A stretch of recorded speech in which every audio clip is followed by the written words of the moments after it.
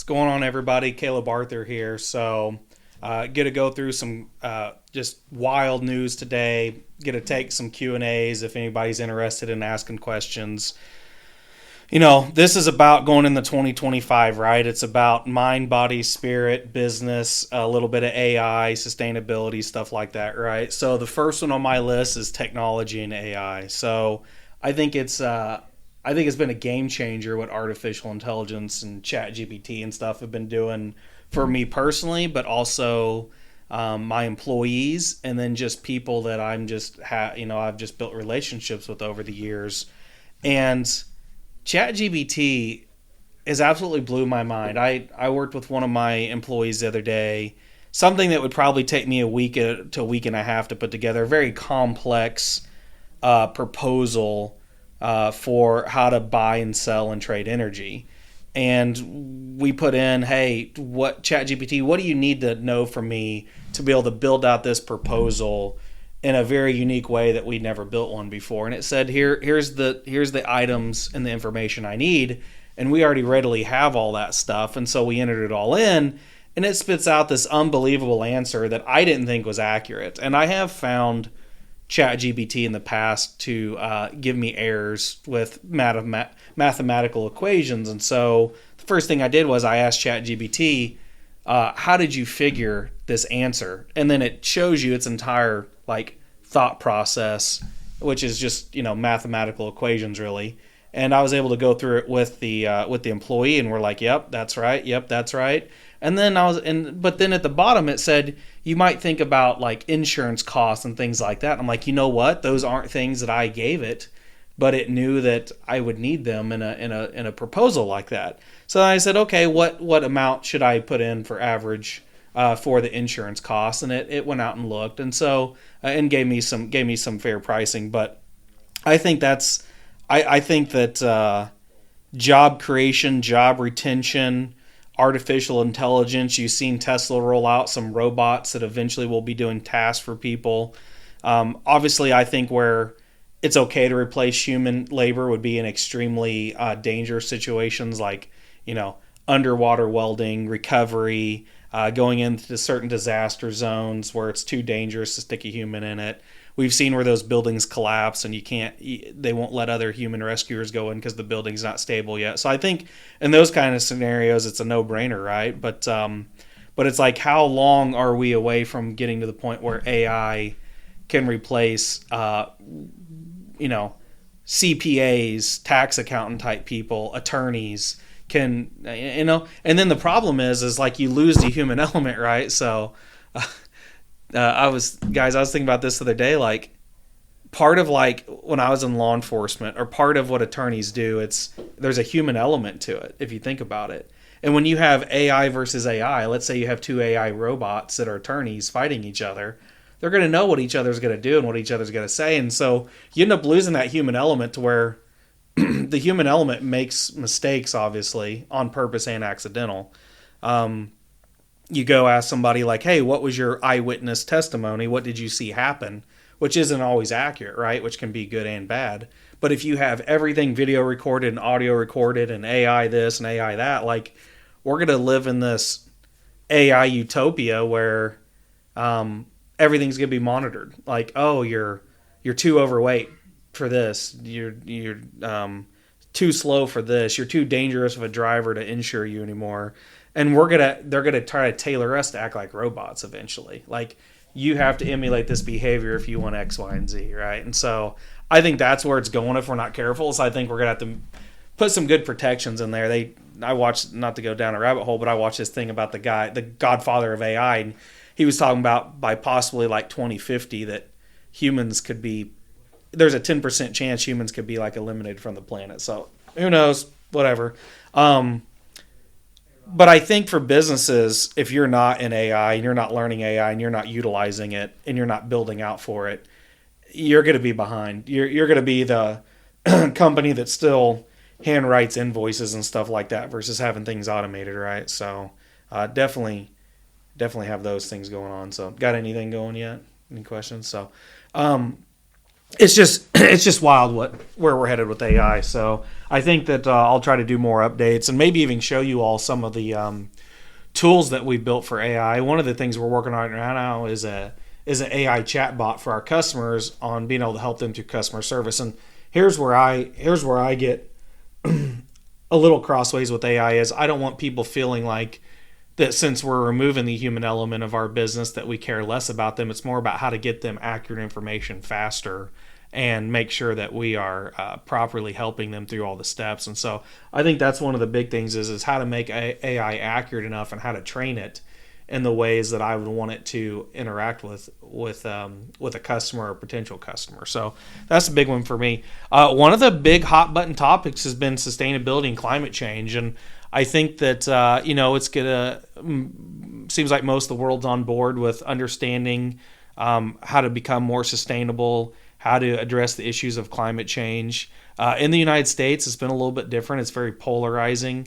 A lot of people are on board with being truly sustainable, but that can be going out and growing your own garden and living off the land, or it can be reducing your waste. It can come from many different forms.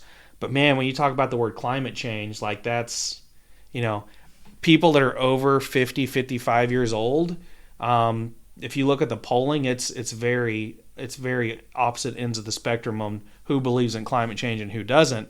And then when you get into the younger generations, the millennials and younger folks my age and younger, you start seeing that more people are on the same page with worrying about climate change and those kind of things. And I don't know if that's a trend that will stay or if that's just how younger people think. I think that'll be interesting to watch. But there's so much going on with alternative energy and the Inflation Reduction Act and how much of the hundreds of billions in the Inflation Reduction Act is actually going for sustainability and solar. There's been a lot of accusations that some of the money is going to Chinese companies, and then that's coming back through and playing a part in political donations and things like that. So I think we just, as a country, we've got to be careful of, when we roll out a lot of tax credits or grants, we're effectively picking winners and losers on who we want to give the advantage to on how to run a business. And I think when we do that, we need to always think about like America first, American jobs, American-owned companies.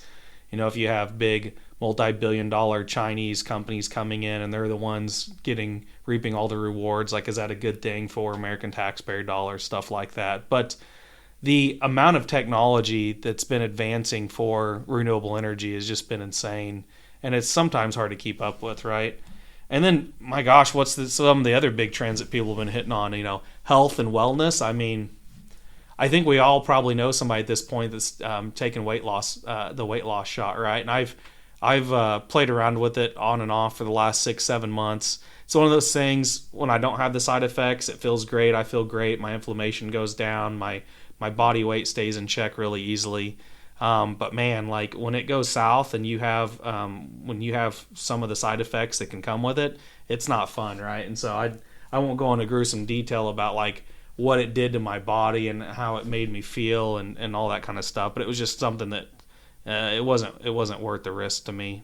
So I've been looking at other things, more the holistic approach that I've did in the past. But I think more people now are thinking about how to biohack their body to become more healthy, and their mind, their spirit, their soul, all those kind of things, and they're not just their physical being alone.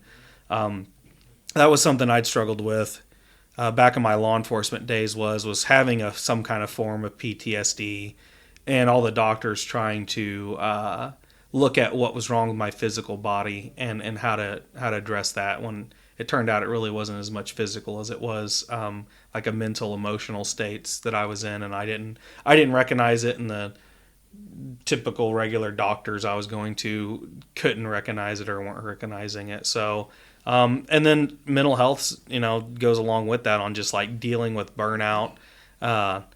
We still hear about COVID like in the news. I think most of us are like kind of numb to it anymore, but I think like some of us are just now going through that stage where it's like, okay, COVID definitely happened for a few years. It definitely changed our lives. Like what, where do we go from here, and how do we make sure that either we don't have outbreaks like that again, or that we handle the outbreaks differently? But I think that there's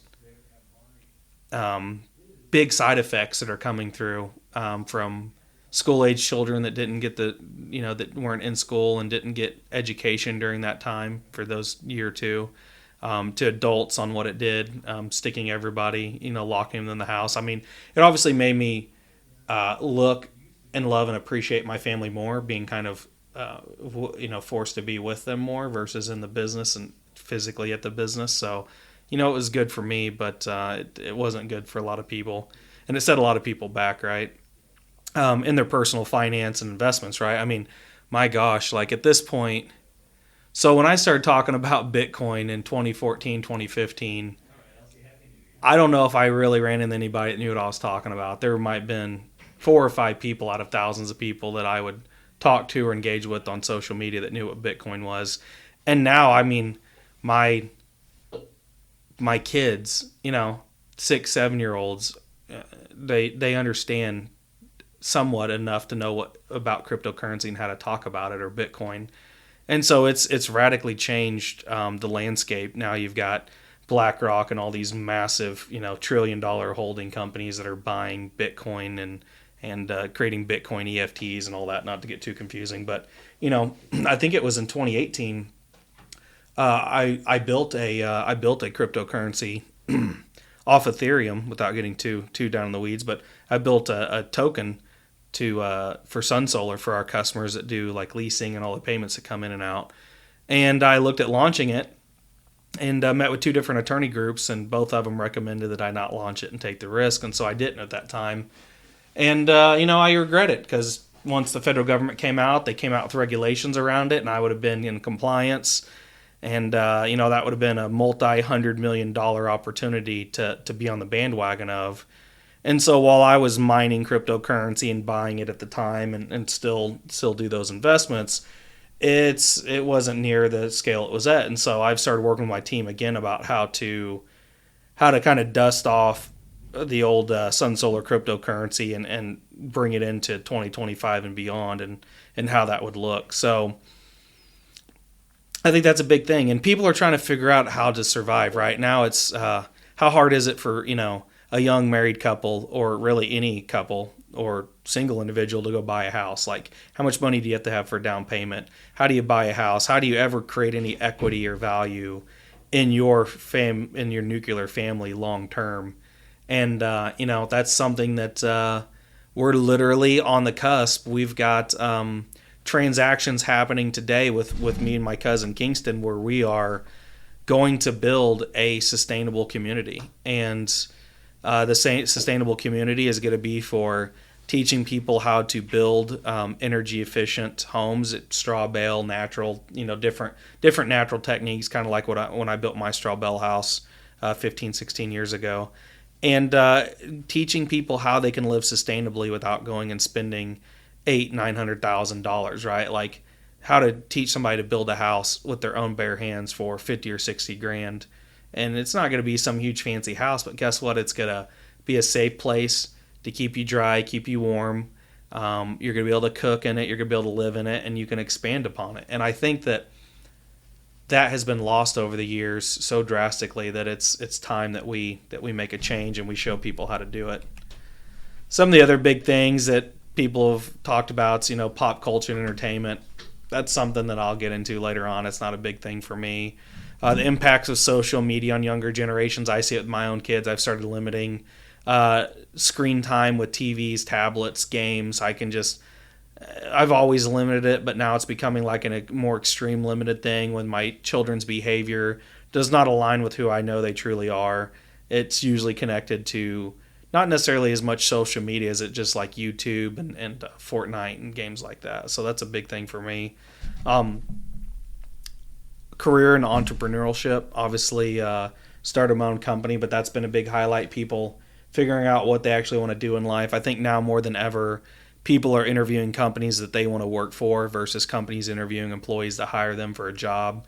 Even though employers definitely set that up and do that, I think more than ever, people are going to work for companies or people that they actually believe in and want to work for, which isn't a bad thing. It's just the thing I've seen over the last few years is most employees are staying 3 to 4 years and then they're flipping to a different career. And so I've really been scratching my head on how to set my company apart, to create a actual ownership of the company for the employees, so that they have skin in the game long term and won't want to leave, and that will benefit them greatly to stay here and keep building their careers out. So, that's probably one of the last big things, is just figuring out how to navigate the world we live in on a daily basis, right? And I think all these things I talked about today play into that. But at the end of the day, I tell people this all the time, like, you have to have a growth mindset. Like, the world is changing and growing. Our business is changing and growing. I'm changing and growing. And I always look back and go, okay, 2024 is over. At the end of this year, am I a different person than I was at the beginning of the year? And if I am I a better person or am I a worse person? And if I'm a better person, then obviously I've had a growth mindset. I've been making progress. But that's like a never-ending journey, right? But I think, there's something to be said about how to have, I try to live this delicate balance of how to have enough entrepreneurship and growth, and how to go for the stars, but without losing the grounding that keeps me balanced, with family and nature and animals and just, things that bring me enjoyment outside of business growth. And so I think that's something that, obviously being at the end of the year, this is a good time for us to reflect and think about these things. But, it's just one of those situations where everybody's in a different part of their journey, and we all think about life a little bit differently, and everybody has their own perspective. Nobody will ever have the same perspective I do, and vice versa. But what we can do is we can always try to figure out how to understand and connect with each other better, and how we can serve not just our own needs, but other people's needs. And it's funny, right? Because we live in this world now where it seems like a lot of people can be incredibly selfish. But on the other hand, the big trend is like how to go on your healing journey, or how to be more inward and work on yourself. But I think that there's a balance there between how do you do the inside work, but not become selfish and cut off other people and just connections. I mean, you think about, they always say raising a kid takes a village, and if you don't know everybody in your village and you haven't built relationships with them, they're not going to be able to come help you, or they're not going to want to help you. So how do you do the inner work while still building your connection in your community? That's going to be my thing for 2025 is how do I actually pull off doing these things. And what I found is it's more about finding people that are in alignment with the ideas I want to have, but not trying to necessarily control them, but partnering with them, encouraging them, and going along for the ride. And when they need my support or help, I'm there. But otherwise, I kind of have them doing their own thing and being supportive of that. And so in 2024, I made the commitment to invest in a couple of different businesses that friends are starting. And that's the first time I've ever kind of stepped out on that ledge to do it. It's usually just sun solar or my real estate investment stuff. And so, there's gonna be some bumps on the road on learning how to navigate those kind of business relationships and friendships at the same time. But it's not anything that I feel like I'm not capable of doing. It's just gonna be learning new things that maybe I haven't had been forced to do in the past. So definitely all kinds of new ventures going into 2025. Some of my things will succeed. Some of my things will fail. Or maybe just be paused and not done in 2025 and maybe done for the future. But nevertheless, I'm going to learn from the different obstacles that are put in front of me, and I'm going to overcome those obstacles. And as long as I can hit, a home run on 1 out of every 10 things that I try, then that's better than just sitting in the dugout blaming other people for me not having the kind of success I want to see in my life. So hope everybody has a good 2025. If you have any questions, or if you want to DM me anything, more than happy. I've been spending more time kind of coaching with people, talking about with people. I don't feel like I'm some special professional coach, but if I have something that can be of value to you and you can use it to further your education or mindset towards whatever you want to do in life, then great. I'll be happy to give you some time People have always stopped and gave me time and access when I needed it, and I'm going to try to pass that on. So just hope everybody has a good 2025, and just keep your head up and keep going. So thanks.